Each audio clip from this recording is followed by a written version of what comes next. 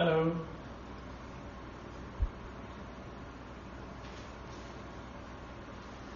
Hi everybody. Hello everyone.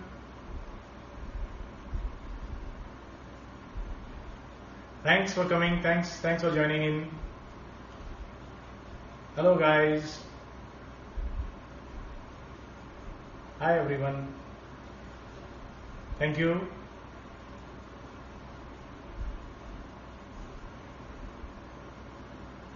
So I think we can start now.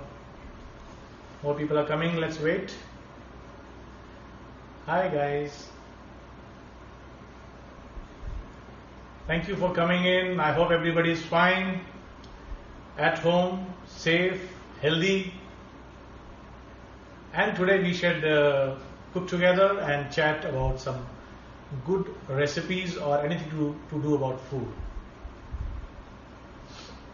I hope being at home has given us quite ample time actually to create some new dishes. I'm seeing many people trying out great recipes at home, and the best of the chefs are coming out now from the home. I think everybody is coming now. Hi everybody, this is Chef Rakesh Sethi, and today I am live with you on my Instagram, and we shall be cooking some quick recipes. And the recipe that I am going to cook today is very useful because it's quite a healthy recipe.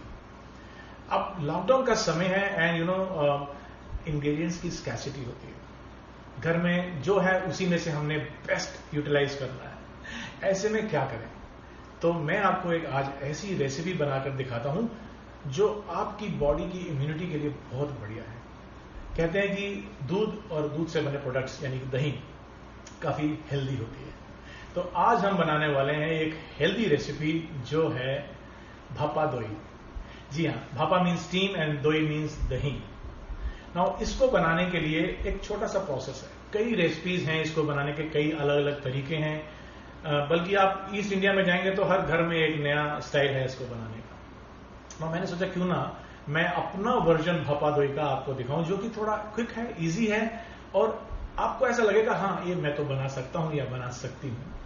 मैं आज बनाने वाला हूं भापा दोई, और भापा दोई बनाने के लिए जो इंग्रेडिएंट्स हैं वो घर पर आसानी से मिल जाते हैं. यदि नहीं भी होंगे तो मैं आपको उनका ऑल्टरनेटिव बताता जाऊंगा. सबसे पहले क्या करते हैं, यहां पे एक पैन गरम कर लेते हैं. इस पैन में हमने थोड़ी सी चीनी को कैरामलाइज करना है. तो मैंने यहां पर 2 चम्मच ब्रेकफास्ट शुगर ली है. आप चाहें तो जो नॉर्मल घर की चीनी होती है ग्रेन शुगर उसको भी ले सकते हैं. और आंच को हमने धीमा ही रखना है. धीमा इसलिए क्योंकि चीनी बहुत जल्दी कैरामलाइज होती है और जल सकती है. सो इसका कलर जो है वो मैटर करता है, ज्यादा डार्क नहीं हो जाए इसके लिए इसको धीमी आंच पर ही हमें बनाना चाहिए. तो हम चीनी को पैन में डालेंगे और इसको हिलाते रहना है ताकि जो चीनी है वो इवनली कैरामलाइज हो जाए.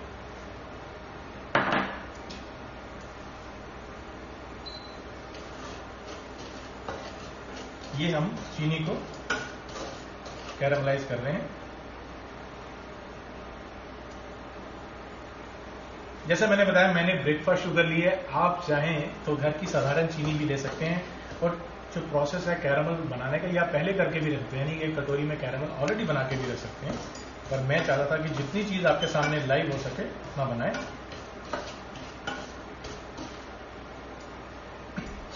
तो यहां पर हम देख सकते हैं कि चीनी धीरे धीरे अब मेल्ट होनी शुरू हुई है. क्योंकि हमने आंच को धीमा रखा हुआ है इसलिए थोड़ा सा आराम से होगा.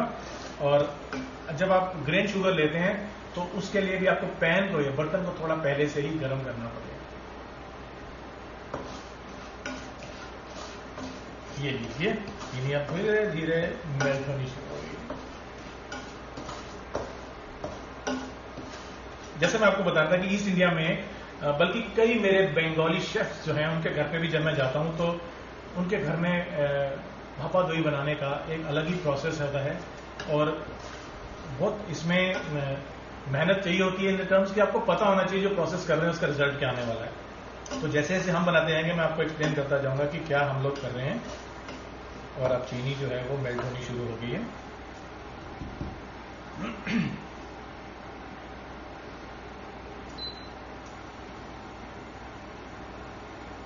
आप देख सकते हैं पैन में कि चीनी जो है साइडों से अब मेल्ट होनी शुरू हुई है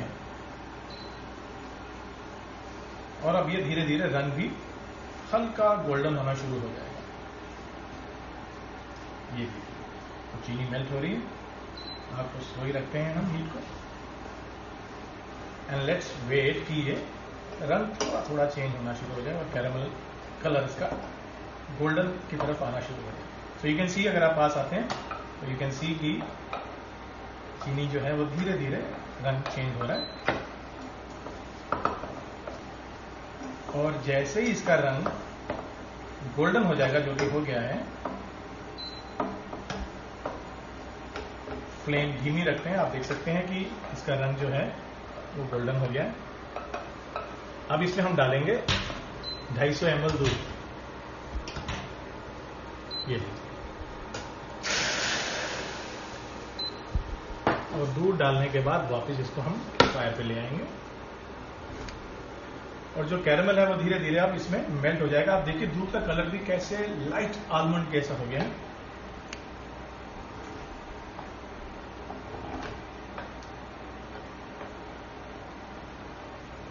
कलर इसका चीनी जैसे मेल्ट होती जाएगी। इसमें मीठापन आ रहा है। अब हमने जो हमारी भापा दोई है उसको कितना मीठा रखना है ये हमारे हाथ में। अगर आप कम शुगर चाहते हैं तो आप कम डालिए। इसमें आप चीनी भी डाल सकते हैं। जो दूध है मैंने जो लिया था, ये मैंने आधा लीटर लिया था, उसको मैंने रिड्यूस करके लगभग 250-300 ml के करीब हो गया था। तो ये दूध में ऑलरेडी एक स्ट्रेंथ आ चुकी है। लेकिन अगर आप चीनी डालते हैं, उसका ऑल्टरनेटिव ये है कि आप इसमें कंडेंस मिल्क भी डाल सकते हैं। तो मैं इसमें अब 2 बड़े चम्मच कंडेंस मिल्क के डाल रहा हूं। आप चीनी कितनी चाहते हैं उसके हिसाब से चीनी की मात्रा चेंज कर सकते हैं।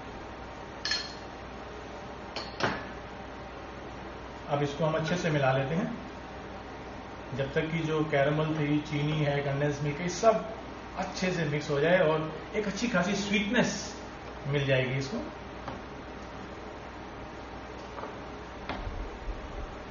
और जैसे ही इसमें एक बॉईल आता है हम इसको आग से हटा लेंगे। दरअसल एक टेम्परेचर जो चाहिए होता है वो बॉइलिंग से पहले भी आ जाता है और फिर भी हम एक बॉईल लाके फिर इसको थोड़ा सा ठंडा कर लेंगे। इस बीच में हम आपको फिर से बताते हैं कि हमने इसमें क्या क्या डाला। Anybody who is joined us little late, तो this is chef Rakesh Sethi, we are making bhapa दोई।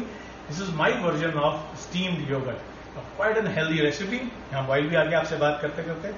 मैंने इसमें आधा लीटर दूध को पहले रिड्यूस किया और रिड्यूस करने के बाद उसमें मैंने कैरेमल और चीनी दोनों डाली। देख सकते हैं कि दूध बॉईल आ गया। So let us remove it here in a बोल।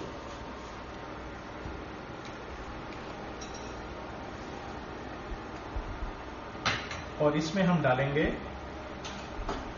3 चम्मच हंकड़ के। तो ये हंकड़ है, इसमें मैं मिला लेता हूं और इसको विस्क कर लेते हैं। ये लीजिए, ऐसे इसको हम विस्क कर लेंगे ताकि एकदम स्मूथ हो जाए। अगर आपको कहीं भी लगे कि इसमें कोई पार्टिकल है, मिल्क सॉलिड रहता है, दही का कोई टुकड़ा रहता है, तो आप इसको स्ट्रेन भी कर सकते हैं। तो हम इसको अच्छे से विस्क करेंगे तो इसमें कुछ भी नहीं रहेगा। तो ये हमने इसको विस्क कर लिया और एक स्टीमर लेना है हमने, जिसके अंदर हमने इसको स्टीम करना है। देखिए घर में स्टीमर होता है, अगर नहीं है तो हम पतीले में, बड़े बर्तन में बना भी सकते हैं स्टीमर को।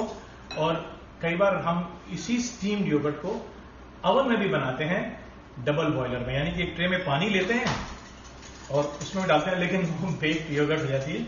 तो हमने क्योंकि स्टीम करना है इसको, तो हम इसको स्टीमर में डालेंगे।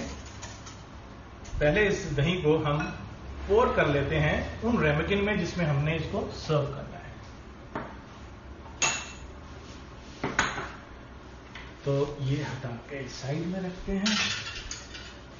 अब इसको थोड़ा सा ठंडा होने के बाद ऐसे हम पोर कर लेते हैं केयरफुली। ऊपर से थोड़ा खाली छोड़ेंगे, रख लेते हैं। इस तरह के 3 रेमेकिन आराम से ये बनने जाते हैं इसमें। ये लीजिए, ये एक और ये दूसरा हो गया। आप चाहें तो इस मिक्सचर को पोर करने से पहले स्ट्रेन भी कर सकते हैं। थोड़ा थोड़ा और जाएगा इसमें।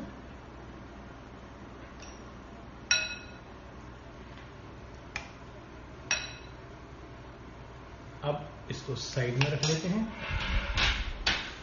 और मेरे पास यहां ये फॉइल है, इस फॉइल से हम इनको कवर कर देते हैं।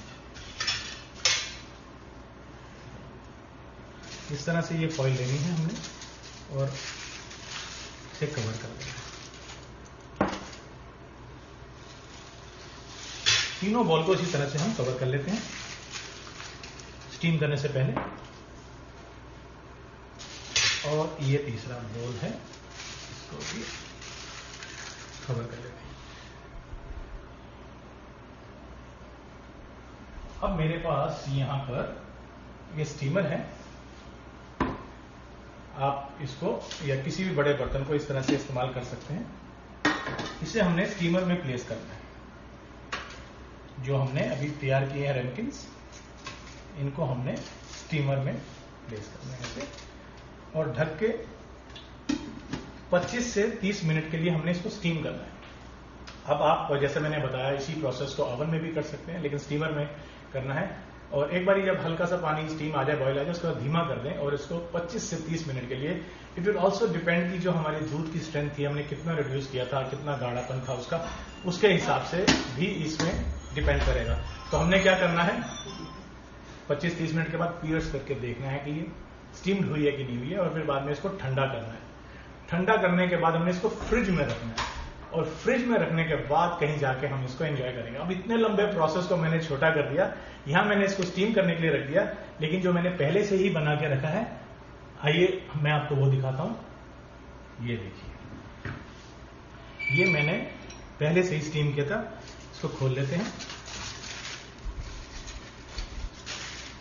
ये देखिए, ये तीनों मैंने पहले से ही स्टीम किए थे।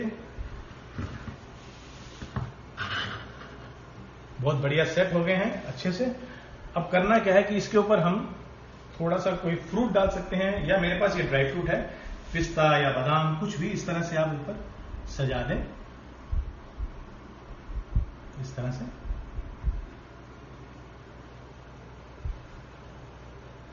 ये लीजिए,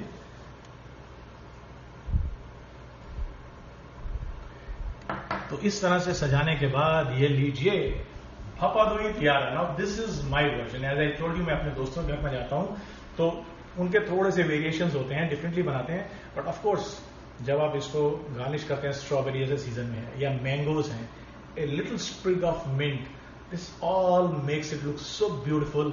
और टेस्ट इसका यमी है ही, क्योंकि इसको हमने बनाया। अब आप इसको बनाइए और हमें बताइए कि ये आपको कैसे लगा। एंड सी यू देन, और तब तक के लिए आप go and try this recipe, stay at home, remain safe, see you, bye bye.